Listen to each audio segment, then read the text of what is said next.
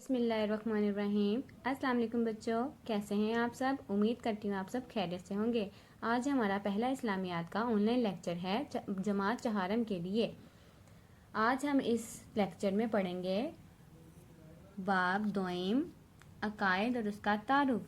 پھر اس کے بعد ہم اس کی پڑھائی کریں گے، پھر مشقی سوالات حل کریں گے، پھر خالی جگہ پور کریں گے، پھر کالم ملائیں گے اور پھر معروضی حل کریں گے۔ تو شروع کرتے ہیں۔ کتاب کا صفحہ نمبر 15 کھولیں۔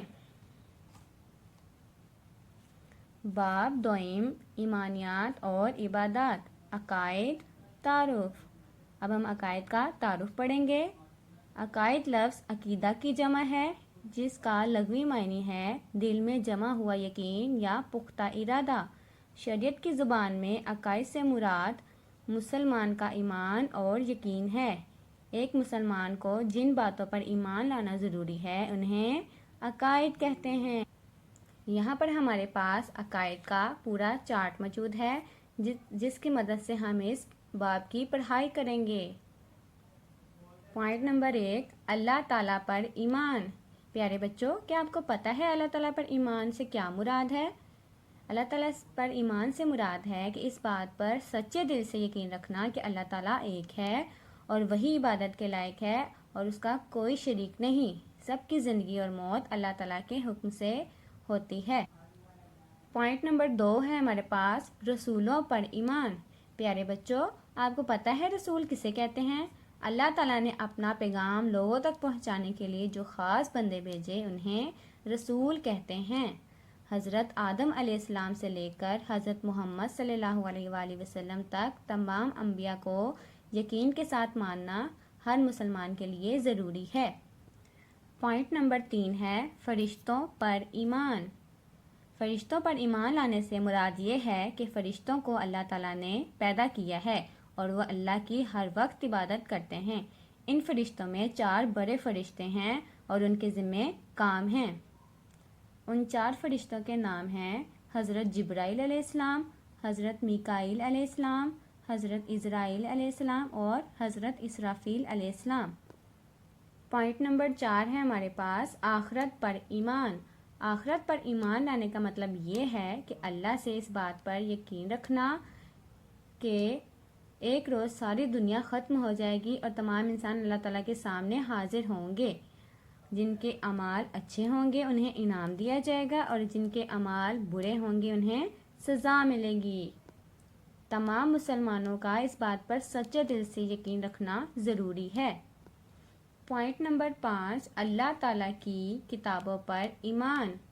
اللہ تعالیٰ نے انسانوں کی رہنمائی کے لیے اور ہدایت کے لیے رسولوں پر کتابیں نازل فرمائی۔ ان کتابوں کی تعداد 4 ہے۔ پیارے بچوں، کیا آپ کو پتہ ہے ان کتابوں کے نام کیا ہیں؟ توریت، زبور، انجیل اور قرآن مجید۔ پوائنٹ نمبر 6 ہے ہمارے پاس اچھائی اور برائی کی طاقت۔ اس بات پر یقین رکھنا کہ اچھائی اور برائی اللہ تعالیٰ کے علم میں ہے، یعنی اللہ تعالیٰ اس بات سے اچھی طرح واقف ہے کہ بندہ کس وقت اچھا کام کرے گا اور کس وقت برا۔ یہ انسان پر ہے کہ وہ اچھے اعمال کرے گا تو اسے جنت میں داخل کیا جائے گا، اگر برائی کے کام کرے گا تو وہ جہنم میں جائے گا۔ پوائنٹ نمبر 7 ہے ہمارے پاس مرنے کے بعد زندہ ہونے پر ایمان۔ ہم سب مسلمانوں کا یہ ایمان ہے کہ ایک دن دنیا کا سارا نظام ختم ہو جائے گا اور تمام مخلوق ختم ہو جائے گی۔ اللہ تعالیٰ پھر سے تمام انسانوں کو زندہ کرے گا۔ پیارے بچوں، اب ہم نے باب دوئم کی پڑھائی مکمل کر لی ہے۔ اب ہم اس کے مشقی سوالات حل کریں گے۔ صفحہ نمبر 17 کھولیں۔ سوال نمبر 1، ایمان سے کیا مراد ہے؟ ایمان سے مراد یہ ہے کہ اللہ کو اور اس کے فرشتوں کو اور اس کے رسولوں کو اور اس کی کتابوں کو اور یوم آخرت یعنی روز قیامت کو حق جاننا یا ماننا۔ سوال نمبر 2، اللہ تعالیٰ پر ایمان لانے کا کیا مطلب ہے؟ اس بات پر سچے دل سے یقین رکھنا کہ اللہ تعالیٰ ایک ہے اور وہی عبادت کے لائق ہے، اس کا کوئی شریک نہیں۔ سوال نمبر 3، 4 بڑے فرشتے کون سے ہیں اور ان کے ذمے کیا کام ہیں؟ حضرت جبرائیل علیہ السلام اللہ تعالیٰ کے احکامات پیغمبروں کے پاس لاتے تھے۔ حضرت میکائیل علیہ السلام کے ذمے اللہ کی مخلوق کو روزی پہنچانے، بارش برسانے اور ہوا چلانے کا کام ہے۔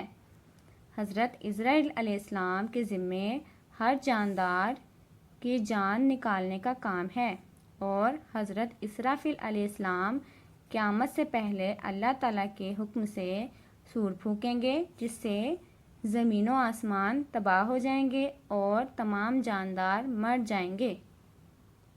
سوال نمبر 4، حضرت داؤد علیہ السلام پر کون سی کتاب اتاری گئی؟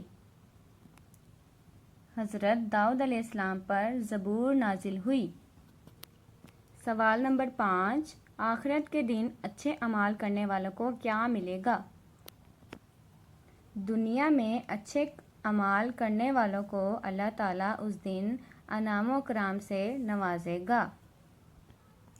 سوال نمبر 2، دیے گئے الفاظ کی مدد سے خالی جگہ پور کریں۔ پیارے بچوں، یہاں پر انہوں نے ہمیں الفاظ دے دیے ہیں جن کی مدد سے ہم نے یہ خالی جگہ پور کرنی ہے۔ اس کے بعد سوال نمبر 3 ہے ہمارے پاس، حصہ الف کو حصہ ب سے ملائیں۔ حصہ الف کے درست لائن کو حصہ ب کی درست لائن سے ملانا ہے۔ سوال نمبر 4، درست جواب پر ٹک کا نشان لگائیں۔ پیارے بچوں، آپ نے ان پوائنٹس کو غور سے پڑھنا ہے اور ان کے درست جواب پر نشان لگانا ہے۔ تو بچوں، ہم نے باب دوئم کی پڑھائی مکمل کر لی ہے اور اس کے مشقی سوالات بھی حل کر لیے ہیں۔ تو پیارے بچوں، کسی بھی کام کو شروع کرنے سے پہلے ہاتھوں کو اچھی طرح دھو لیں، کیونکہ ہاتھوں کی حفاظت پاکستان کی حفاظت۔ گھروں میں رہیں اور محفوظ رہیں۔ اللہ حافظ۔